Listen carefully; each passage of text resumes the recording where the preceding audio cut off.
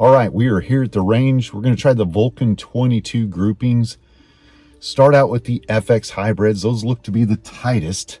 And then we'll start, I guess there's 25 grain JSB pellets, some super heavies that we could train. Those were kind of in the second group, at least the test group that I got from Tony.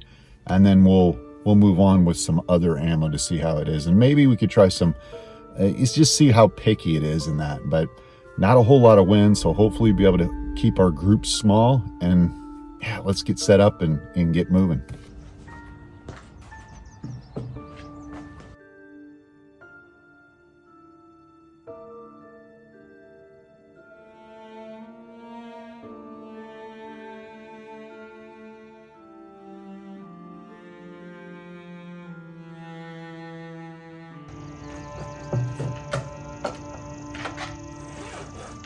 I'm gonna try the FX hybrids first. This is, yeah, I like these.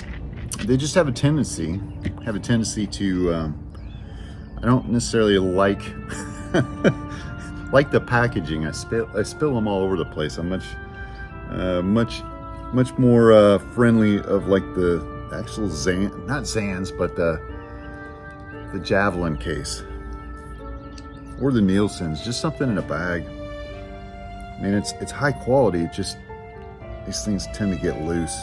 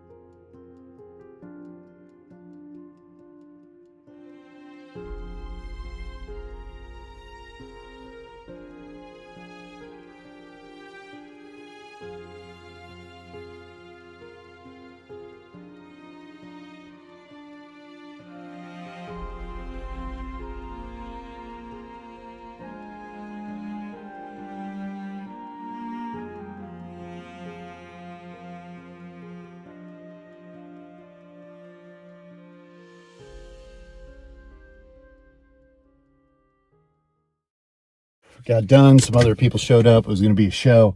So we're going to get back to the home. I'm going to think about this, how to present this, because I noticed some very strange things with this rifle. Like shooting had good results though. Like it confidence in that it is an accurate rifle. There's just some things you kind of got to take care of on it. We're back, and I had some time to think about this. Some similarities between these rifles before we get into groups. One is a little bit more difficult, kind of hold sensitive to shoot on a bench. And what I mean by that is like a traditional rifle, the FX Crowns, the Red Wolf HPs, they just sit in there rock solid. Even the FX Pantero, that sat in my gun rest extremely solid. This, I noticed, felt a little bit finicky, meaning it had a little bit of cant to it, like you had to watch that a little bit more. The way things moved, the grip. There's two ways that I was shooting this. One is, I kind of noticed, if I had kind of mid grip, it didn't like it. I had a hard time adjusting. So there's two ways I would do it. I would just pull it in really tight and grab it and kind of manhandle it. That worked well. Or if I could get it to stabilize and just use just a really light touch, that worked as well. So it's kind of one of those things. In both instances, I think you either have to go one way or the other if you want to shoot pellets or slugs. And I think it was really, really obvious, the groups and that. So the tightest groups for the 22, let's go over the 22, is, oh man, less than a half inch at 55 yards. Remember, it goes up. Your accuracy goes up, I guess your spread goes up a lot. So little less than a half inch, some of my groups, a lot of them 3/4 to an inch, and predominantly the FX hybrid slugs, the 22 cal. Those slugs are just plain awesome. They just have a tendency to work in like every gun at very good levels. The surprising one with the pellets is just the pellets were all over, and you'll notice these tears, kind of side tears and everything else. And there's a common theme that you'll see in the 30 cal. I think they're just going too fast. Even though they might have been 900 something, some rifles just don't shoot them that well at like 920. And to me, I think if I backed it off to 800, 825, 850, 880 max, I think the groups would just really start shrinking down. I would notice when I'd shoot, especially the 30 cal, it would just do one of these. It would just be right on target and then kind of wing off. The other instances is the JSB knockouts, .216, .217. Those did okay. Nothing really special about those, but they seemed to hang in there. But overall, for what we were looking for, the hybrids, FX hybrids, are the ones to do some things. And this kind of leads us for the question of both these rifles. To me, they're just going to be slug guns. There's no sense in trying to kind of detune the rifle to be able to shoot pellets and slugs, especially if you're getting half inch, 3/4 of an inch at 55 yards. A lot of people make that mistake that, oh, I'll improve it. I'll somehow, make them both work well. I think you just kind of mess up the situation. So for this instance, I'm pretty much going to push just the 22 hybrids. And then if I add in other slugs at this time, more than likely, it's just going to be with the same tune, everything will be the same. And if it works better, it works better. If not, at the end of it, when I go through all the different slugs, I'll figure out where I want to go with the tune. But right now, it looks good enough. So the 30 cal, again, the best group I had was right around half inch, 3/4 inch. That was with the Javelin 60 grain. And so if you're working with the Javelin 60 grain, this was about 860, 875. Moving pretty good. Tried the Nielsen's. Here's some more 60 grain. One hole, essentially 5-6 shots. We tried some of the Nielsen 49.5s. Those were, okay. They seemed just to be able to do all right. And the ones that really fell apart were the JSBs and the FX pellets. You can see they got side tears. They're all over the place. That was the same thing. Shoot it out and it'd kind of spiral or do some things. And I just think they're going too fast. And that's the other thing with these guns so far I've seen is it doesn't seem to be as tolerant for the pellets as other rifles would be. It seems to be kind of like well off, unless the speed is way going too fast or something like that. But it doesn't matter. 60 grain javelins are the ticket for the 30 cal for me, and the 22 hybrids is what I'll shoot. And then again, everything else after that will just be a little bit of an add-on, kind of a little tweak here and there, and I'll get used to it and kind of slowly migrate my way out to other ammo. But there you guys have it. You know, it's the FX, or I should say the Vulcan is not necessarily a bench rest gun, and it's a little heavier for a hunter, so it's like right in between those two rifles.